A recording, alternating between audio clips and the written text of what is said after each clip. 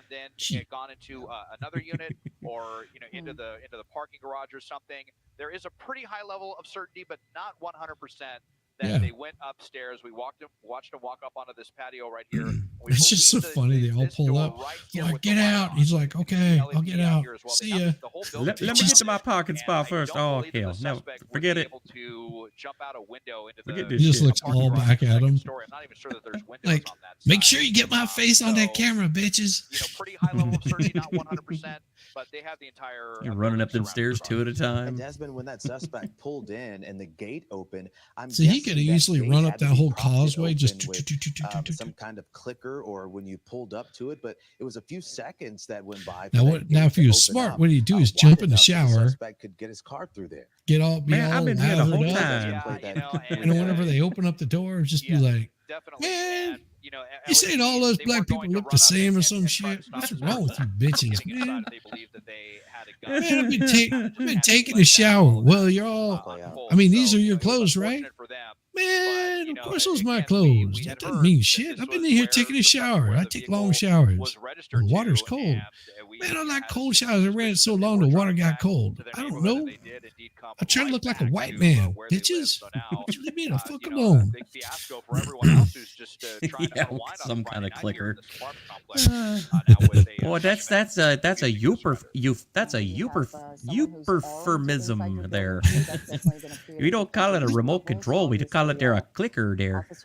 Yeah, see, that's what I'm thinking too. He just had to take a dump. That's all. But you know, maybe that's what he's going to do is go But shower. as Mike Rogers at the desk was talking about, this is probably going to turn into a SWAT situation if they're not coming up out with their hands up and surrendering. Right, and I point. don't know if the control room is. No, what you do is you come out with your hands up, you know, have a towel wrapped around you. Like, what the fuck is wrong with you peoples? This person I don't know where that guy went. their home. It didn't look like The they hell's were wrong with me? fumbling with keys. Exactly, looking down and perhaps getting out the right At first, I thought it Take was a a cell shower. phone, but then when I played it back, to me, it definitely looks like some keys that he's like fumbling out of his pocket. Look, here we go, right here. Right. I'm going to show it to you. He's going to walk up the stairs here. Is he? Excuse me. Sorry. He's going to. Didn't look up like the he stairs walked up right to here, me. and you see Yeah, he's him got right keys. in there, kind of fumbling with those keys. Yeah. And looking for something. Forgive me, my computer does not want to play along with me. But looking for something That just right there sounds where he was, wrong. looked like he was trying to His take something out computer of his doesn't want to play along with be him. able to, My computer doesn't like to play with to me. get inside and evade police. yeah. There it is again. Slow down. It's gonna He's play all kind of night. Moving around right there with it. Right So before he, yep. yeah, Gets to the door. yeah. I couldn't see because you drew on the screen, It's probably dumbass. in there, and it probably is going to be a long What? night for a lot of people. He drew on the screen. All right, we're going to keep an eye He on did this some of that situation shit. and keep SkyCal and Desmond Shaw overhead and bring you the very latest throughout the And night then, here of on course, there was Mike and like Desmond, this thank you thing so right much for your here. coverage. And Our of course, top you look at story his, tonight, look at his that little powerful beady storm eyes. headed The NBC4 News at I'm 11 gonna o'clock. need that. But there's Just actually saying, another I don't- pursuit I that don't is have that. kicking off right now as well. And So we're going to come pull off to go to that around, chase. and he had a And then horn like if a that one ends, we can come unicorn. back to this one. And he started Once again, from going. News Trap Report, I'm Liliana Marino, alongside my fellow James Pollard. Thank you It very looks like a much for chicken. watching, and we'll head Could to that be. next chase. Could be a goose. Could be me high on drugs, angry as all get out. Hell, it could be just a whale that's running backwards. You never know. It's starting No, to look like an here's- anglerfish now. See, here's his little spout. And, you know, he's like, what, Daddy? Why you leave me like that? Why you leave me like that? Come on, come back to me, Daddy. I just went for a swim. It's okay. You don't have to go find Nemo. I'm a happy fish. It's an incest Mewtwo. Yeah. This is what happens whenever you try to draw shit with a damn mouse. You can't draw a damn thing. Of course, I could probably do it like that. No, I can't do it on this screen. I have to switch screens to do it. I'm horrible. Well, there was our action for tonight. We got a police chase. There you go. Holy shit. So what do you think? Explosive diarrheas? Yeah, I'm gonna say probably 1044 from Taco Bell. Yes, there you go. Good Lord Almighty. Feel my temperature rising. Burning. Feel like I'm out of control.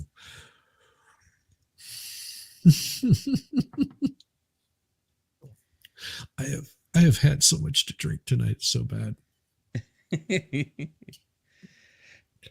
Oh, excuse me.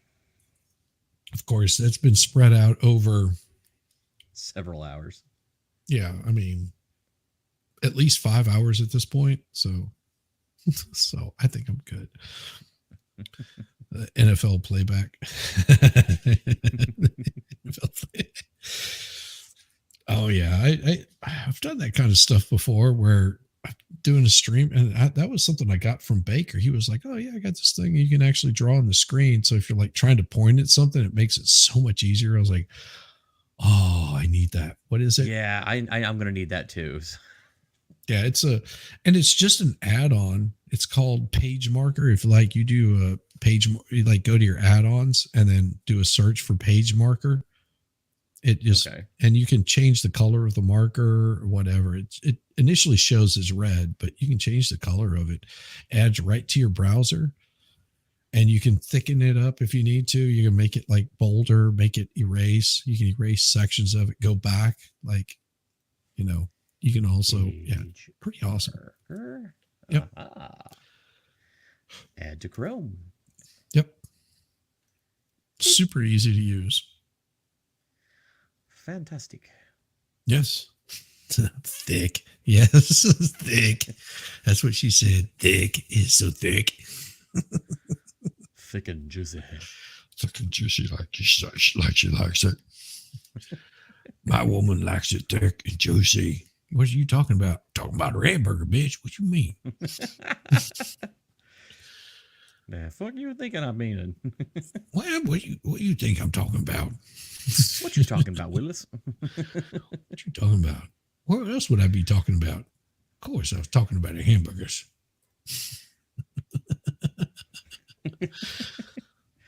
Oh my goodness.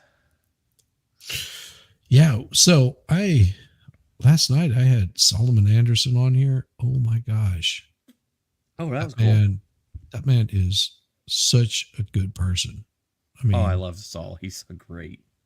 Jeez. Like kudos to him and all that he's doing. And it was what surprised me was, he's just like, dude, I get so many messages every day and I respond to all of them in time. And it's just like, I have to really, moderate that stuff because I've got all of this part of it. Then I've got this part of my life and I've got this part of my life. I've got this part of my life. It's like, I don't have time to, like do like a whole bunch of other stuff. And I was like, and I completely get it because like me doing streams, if I do a stream in the morning, I work all day, I do a stream in the evening. And then, in between that, I might hang out with other people.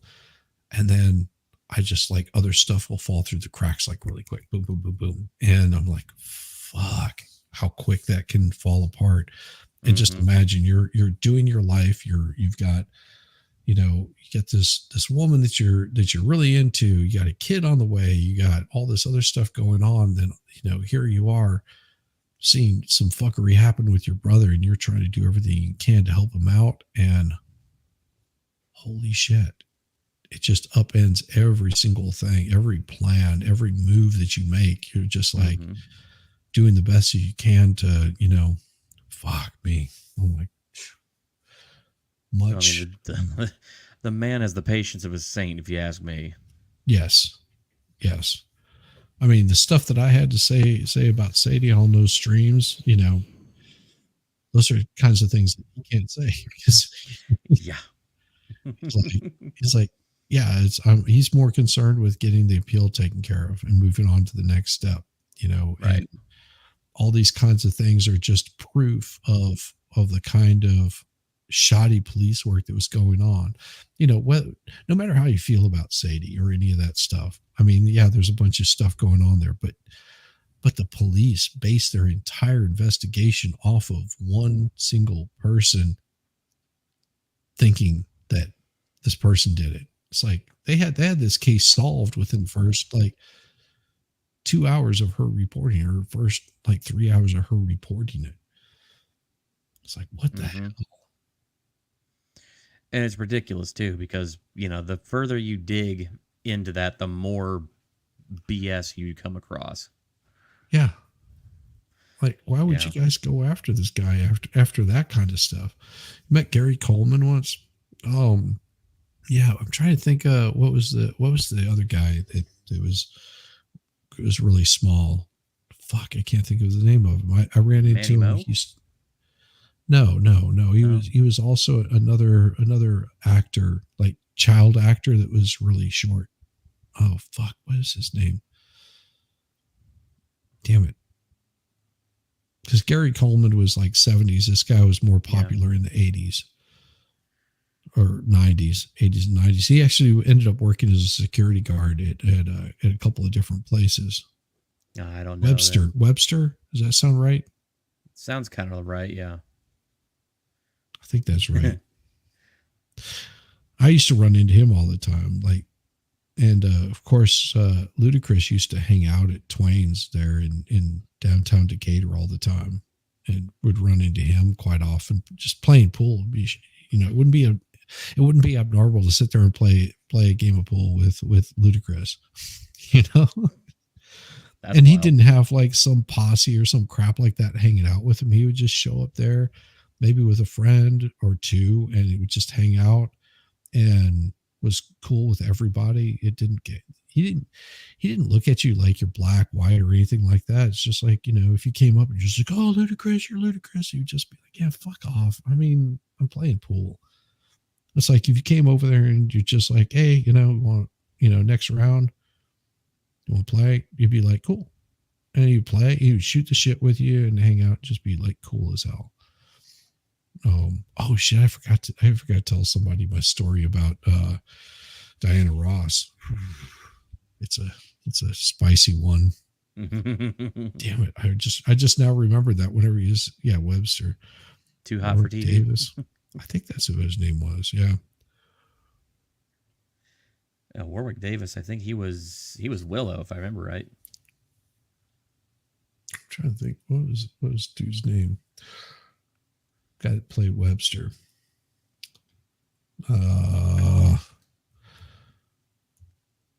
Webster actor. Webster, damn it. Delete space. Emmanuel Lewis. There you go. Thank you. Yeah. Emmanuel Lewis. Used to run into him here in Atlanta.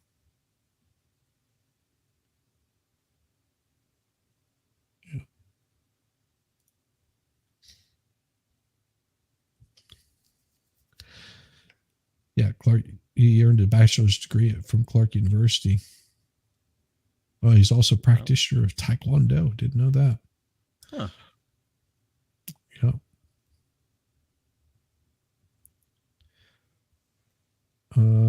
Episode of Davis Square Theater in Somerville, Massachusetts.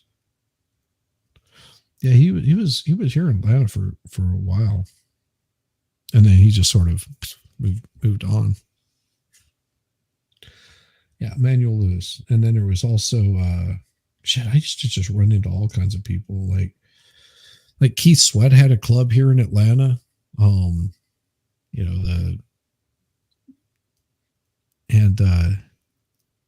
I got hired to do like all the railings and shit on that club, on the outside of it. So that was pretty cool. There you go. Sounds like fun. Yeah. I mean, it was me working for somebody else that sort of like, he was just like, oh yeah, can you do these for me? I was like, yeah, sure. And I built them, sent them on their way. Shit, I worked, that same guy got a contract working for the Olympics, building all of these swing gates that you put in front of like the MARTA stations and stuff like that. You swing them together and you put a padlock on them so they, people don't go into that area to mark them off. And so I was welding these things with aluminum, and I'm just like, there's something wrong with your equipment here. He was like, oh, what's the problem? I was like, what kind of gas are you using with this? He was like, gas? We ain't using gas. I was like, okay, that's the problem. Because I was looking at the welds, I'm like, those things look jacked. He was like, yeah, they're a little bit, they spit a little bit. I was like, yeah, because they're not supposed to. You fool. Well, I was like, you need to have, I can't remember what the percentage is. It's something like 20% helium and like 5% argon that basically blows across it to keep the weld clean, because you don't have to, there's no core for it. And so you basically, it keeps the area clean as you're welding. And then on top of that, they wanted to paint them and, ship them off. And they went in there and they painted them, and, they had this pretty yellow color. I was like, oh, those look really pretty. And I walked up to one of them and ran my fingernail across it, and it just like peeled off. I was like, what primer did you use? Did you use a primer for aluminum? And they were just like, there ain't no such thing as primer for aluminum. I was like, oh, Jesus Christ, dudes. I was like, you have to use the correct primer for these things. And they were just like, no, man, this is the right stuff. They were using like the red rust primer, whatever the fuck. I'm just like, dude, this is not going to work. It has to be the right primer. And they sit there and argued with me. I was like, I am telling you right now, you ship these things out to them, they're going to send every damn one of them back. And they're like, why do you say they're going to send every one of them back? We got 50 of them loaded on the trailer. We're getting ready to take them out. Luckily for them, the freaking trailer, the hitch broke on it because they had it overloaded on the tongue. And so whenever they pulled out of the parking lot, it snapped the tongue off, and all of those rails shifted, and whatever they did, it shredded the paint off of every single one of them, like completely peeled it off. And I was like, and they were just like, oh, we got to repaint these. And of course, whenever the boss man shows up, he's like, look at him. He was like, that paint came off really easy. I was like, yeah, because they're using the wrong primer on it. He was like, there ain't no such thing as aluminum primer. I was like, dude, I worked on a ship that was made out of fucking solid aluminum. Trust me, there is aluminum primer, and you can get some. They would have to I know my shit, dude. Yeah, no, these guys were just complete morons. And they ended up owing me something like 15, 16 grand. And I walked off the job. I was like, I'm done with you guys. Yeah, But I don't blame you. You guys are full of shit. I'm not signing my name off on any of this crap. I don't care. You just wasted like 3 months of my fucking life, and I'm done with your bullshit. I was just like, out of here. I was tempted to go back later that night and make sure that they had a small accident with fire, but I'm a human being, and I'm just like, nope, not doing that. I'm not going to jail for this shit. It's like, It not ain't worth worth it it. to me. No. Damn. So what do you got going on outside of everything? Right now, not a whole lot. Just kind of doing the day-to-day thing. I say finding that I really need to redo my time management and everything so I can do better research for Edge Reality and whatnot, but that's about it. That's been the hardest thing, is just allocating time for research, because there's a lot of topics I'd like to do that I can't. Or, if I do, I don't want to just throw together and like wing it. There's like so much information that I would feel much better about being more in depth about. Does it feel like sometimes the information is overwhelming? Like there's just so much information, you're finding like the same thing over and over and over again? I mean, sometimes, but most of the time, like I said, it's more of allocating time to actually sit down and do the proper research. Yeah. I mean, if all my years of doing the various jobs that I've done is any guide, I mean, I know how to do my research. It's just a matter of, time management is always the trick with me.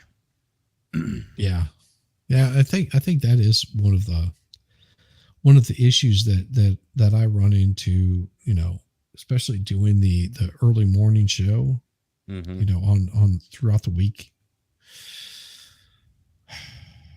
there's days where I end up oversleeping, and it is like fly by the seat of my pants, like tested in fire, and I feel completely lit up. Yep. I'm like, holy shit, I have not looked up a single damn thing, and I'm having to do this shit right on the fly. Yeah.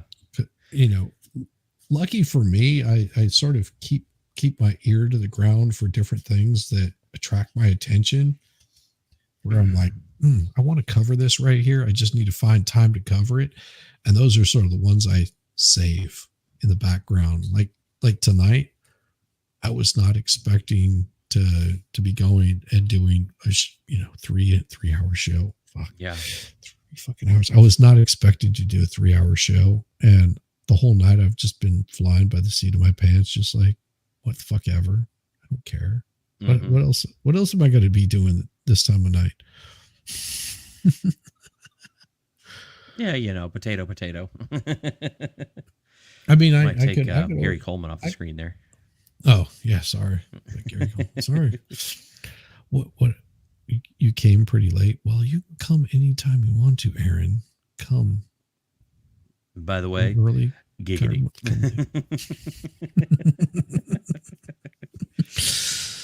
No, it happens to me all the time too. I have found that the morning shows have because I'm doing those, it's changed my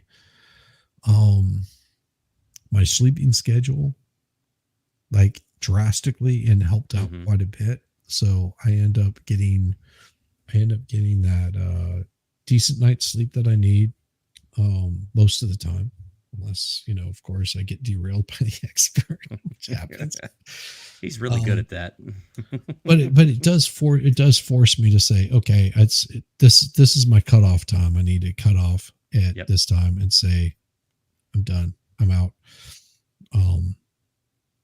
And sometimes, if I go past it, then I suffer the next day, which is what happened with me this morning because I was running late.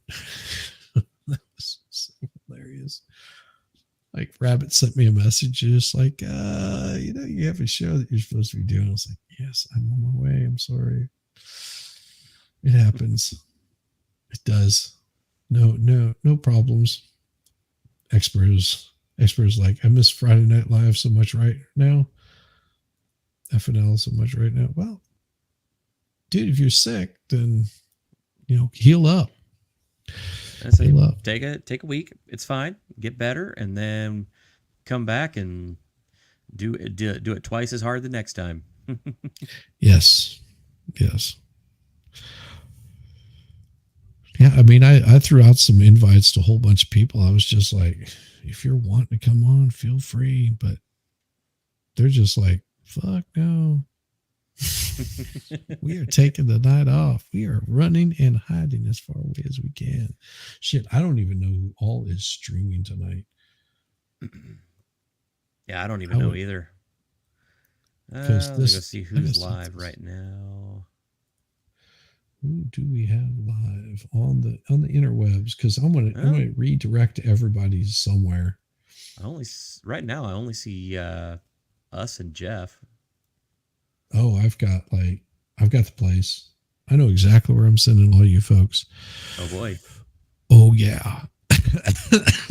Make sure all you fine folks, whenever you get there, I want you to give them a wonderful welcome and say howdy ho from Shizzy. Whatever you need to do, be nice to them and give them a little bit of love. But I'm sending all you guys over to